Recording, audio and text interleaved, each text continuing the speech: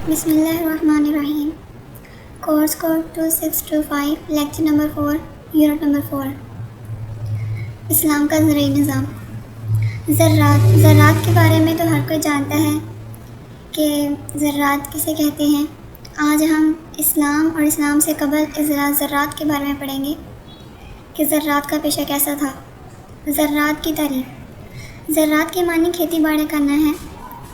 مظاہر فطرت میں فصلوں اور جانوروں کا حیات انسانی سے گہرا تعلق رہا ہے۔ اس زمانے میں بھی کاشتکاری بھی عام تھی اور اسلام نے پھر ایک ایسی زمین میں آنکھ کھولی جب زراعت کا پیشہ کسان بکسان تھا۔ اس لیے قرآن مجید اور سنت رسول میں جا بجا کھیتی باڑی کا ذکر ہمیں ملتا ہے۔ زراعت اجتماعی زندگی کا ایک اہم ترین شعبہ ہے، اس لیے دورہ نبوت اور خلافت میں اس کے لیے کئی اقدامات ملتے ہیں جن کو ہم اسلام کے زرعی نظام کی بنیاد قرار دیتے ہیں۔ پھر آتے ہیں کہ مسئلہ ملکیت زمین یہ کیا ہے۔ ملکیت عربی زبان کا لفظ ہے جو ملک و مالک ہونے کے معنی میں آتا ہے۔ اس کا مفہوم ہے کہ جائیداد یا چیز میں تصرف کا مکمل اختیار رکھنا۔ ملکیت سے مراد کسی چیز پر فرد کا امر اور نہیں کے اختیارات حاصل ہونا بھی ہے۔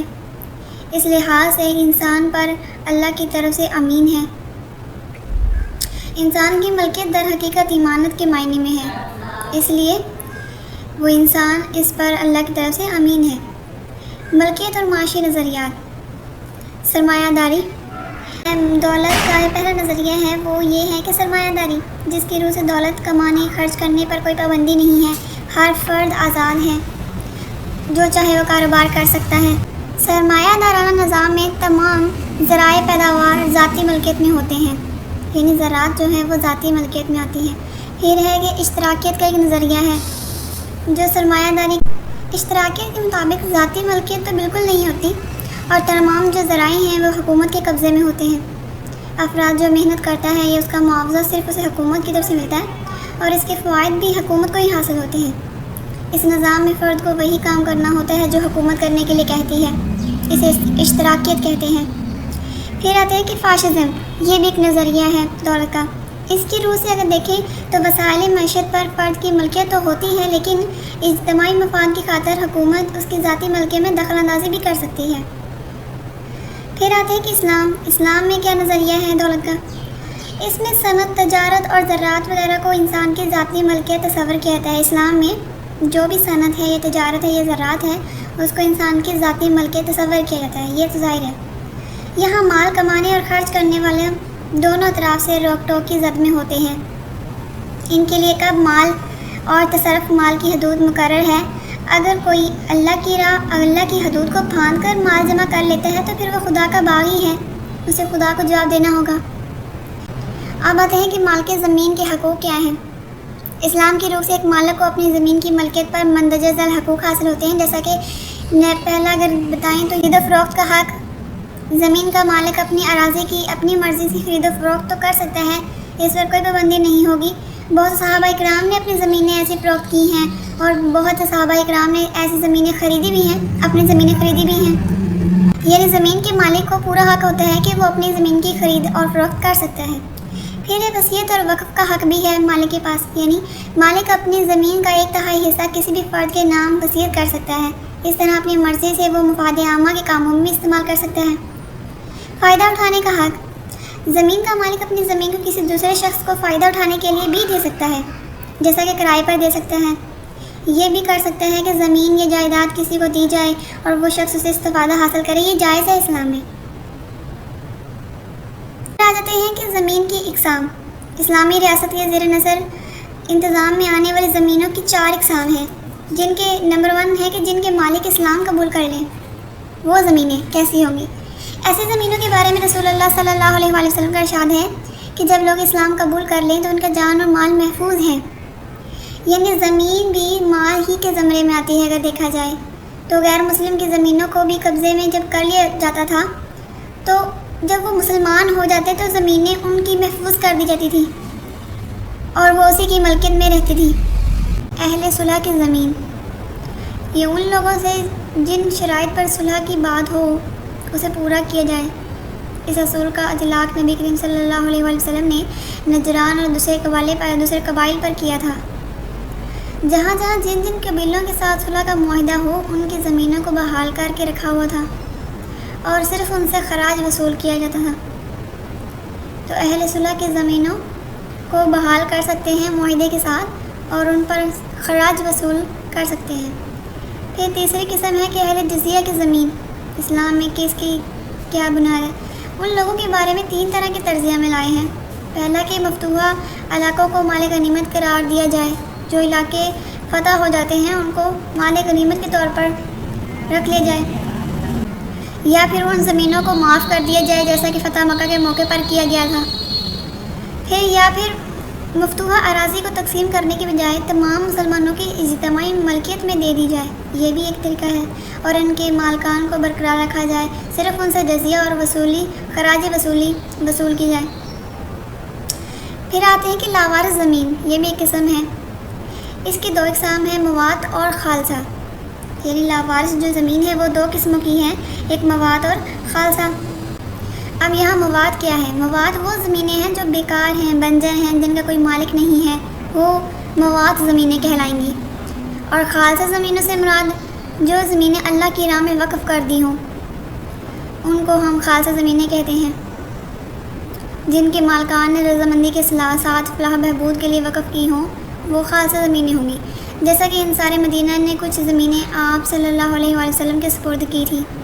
مواد زمین کو جو آباد کر لے اس کی ملکیت ہو جاتی ہے، یعنی جو زمینیں بیکار ہیں، بنجر ہیں، اگر کوئی اس کو آباد کر لے تو پھر وہ اس کی ملکیت میں آ جاتی ہیں۔ اور جو خالصہ زمینیں ہیں یہ حکومت کی عملداری میں رہتی ہیں۔ آپ آتے ہیں کہ عطیہ زمین کے اصول، یہ کوشچن آتا ہے کہ عطیہ زمین کے اصول لکھیں۔ یہ کوشچن بھی آتا ہے کہ اسلام میں زمین کی کتنی اقسام ہیں۔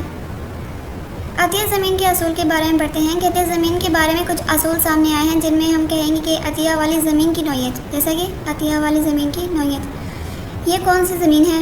بخشی جانے والی اراضی مواد یا حکومت کے لیے خاص زمین ہی سے الاٹ کر سکتی ہے، یعنی حکومت زمین کو لے کر دے تو سکتی ہے لیکن یہ حق حکومت کو کسی صورت میں نہیں ہے مل رہا ہے کہ وہ ایک شخص کی زمین کو چھین کر دوسرے کو دے، یہ حق نہیں ہے۔ پھر ہے عطیہ زمین کی شرائط۔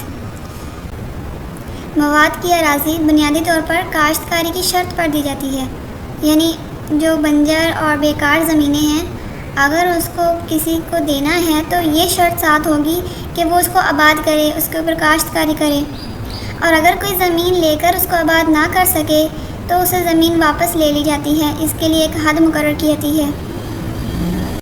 عطیہ والی زمین کے اہل لوگ، جن لوگوں کو عطیہ والی زمین دی جاتی ہے وہ کون ہے؟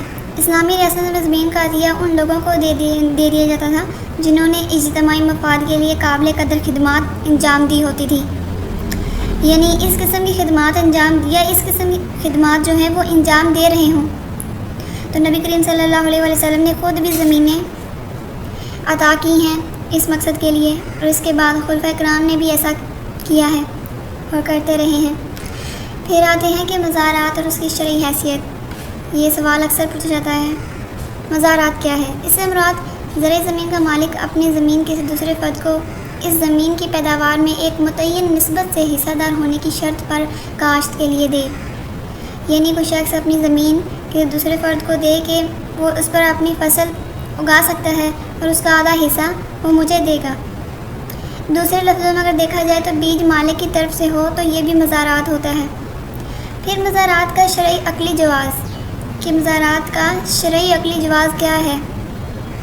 مزارات کے بارے میں بہت سی احادیث روایت کی گئی ہیں، جن میں سیاہ ستہ کی روایت کے مطابق جب جنگ خیبر کے موقع پر فتح ہوئی تو نبی کریم صلی اللہ علیہ وسلم نے آدھے علاقے کو حکومت کی ضرورت کے لیے محض کر دیا اور آدھے حصے کو 18 حصوں میں تقسیم کر کے مجاہدین میں تقسیم کر دیا۔ اس موقع پر یہودیوں نے درخواست کی تھی کہ انہیں اس کی زمین میں سے بے دخل نہ کیا جائے بلکہ کاشتکاری جاری رکھنے کی اجازت دی جائے، جس کی پیداوار میں سے آدھی پیداوار وہ مدینے کی حکومت کو دیں گے اور باقی وہ خود رکھیں گے۔ تو آپ صلی اللہ علیہ وآلہ وسلم نے اس کو منظور کر لیا تھا۔ پھر آتا ہے کہ مزارات کے ناجائز ہونے کا شبہ۔ بعض اوقات مزارات کو ناجائز بھی سمجھا جاتا ہے، اس کی وجہ کیا ہے؟ دیگر حدیث ایسی بھی ملتی ہیں جن کی بنیاد پر کچھ فقہ مزارات کو ناجائز بھی سمجھتے ہیں۔ بخاری، مسلم اور ابن ماجہ سے روایت ہے کہ رسول اللہ صلی اللہ علیہ وآلہ وسلم نے فرمایا، تم میں سے جس شخص کے پاس فاضل زمین ہو اسے چاہیے کہ یا خود کاشت کر لے یا اپنے کسی بھائی کو دے دے، لیکن اگر وہ نہ دینا چاہے تو پھر اپنی زمین روک رکھے۔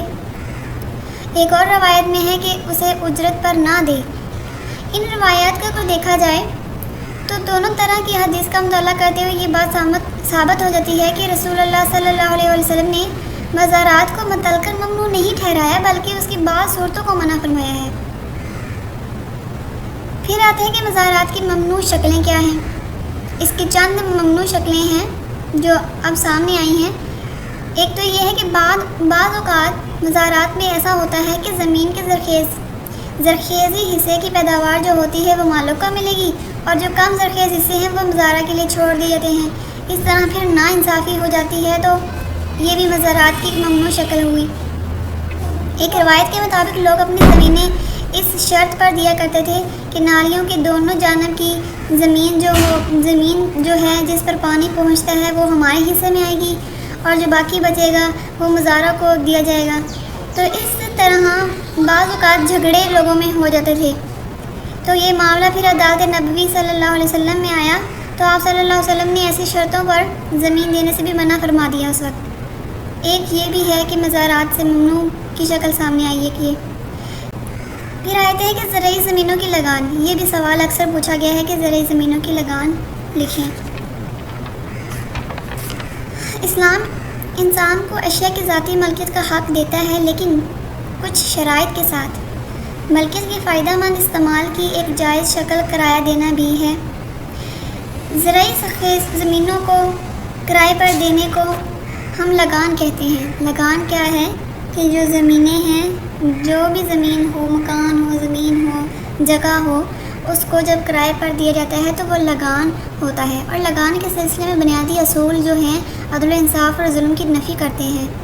عدل کا تقاضا ہمیشہ یہ ہے کہ کاشتکاروں پر لگان ان کی استطاعت کے مطابق لگائی جائے تاکہ مطمئن ہو کر کام کر سکیں۔ ظلم کی نفی اس طرح ہو کہ نہ تو اتنا خراج عائد کیا جائے کہ محنت کرنے والے کو ملے ہی کچھ نہ، اور نہ ہی اتنا کم دیا جائے کہ پھر اس کا مقصد ہی فوت ہو جائے۔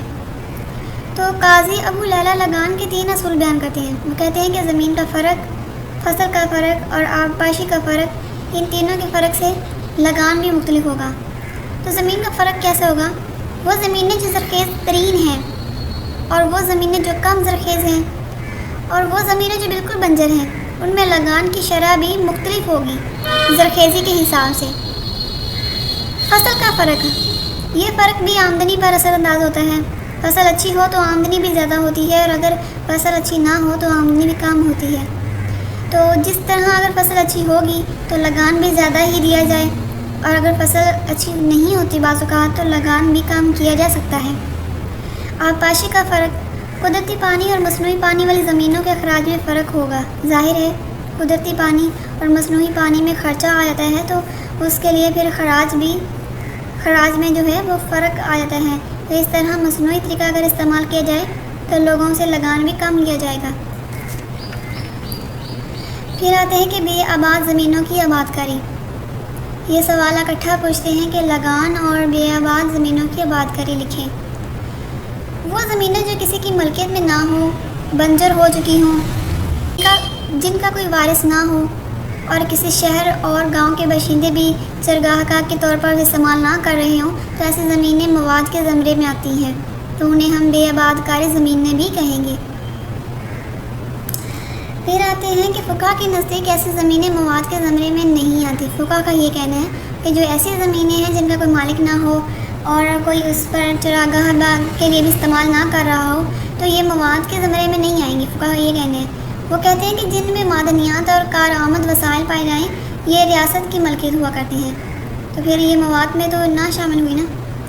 اصولی ہدایت و حدیث میں موجود تھی، لیکن حضرت عمر رضی اللہ عنہ کے دور میں جیسے ہی تیز ترین فتوحات کا دور شروع ہوا تو بہت سے ایسے مسائل اور مسائل پیش آئے جہاں پر یہ حکم دے دیا گیا کہ تمام ملک میں جہاں جہاں بے آباد زمینیں موجود ہیں، جو شخص بھی اس کو آباد کر لے گا تو وہ اس کی ملکیت ہو جائے گی۔ اور پھر البتہ آباد کاری کی مہلت جو دی جاتی تھی وہ 3 سال تھی، یعنی 3 سال تک اگر وہ اس کو آباد کر لیتا ہے تو ٹھیک ہے، ورنہ وہ دوبارہ زمین حکومت کے پاس چلی جاتی ہے۔ امید ہے کہ لیکچر آپ کو پسند آیا ہوگا تمام اسٹوڈنٹس کو۔ اگر کوئی سوال ہو تو کمنٹ کر کے پوچھ لیجیے گا۔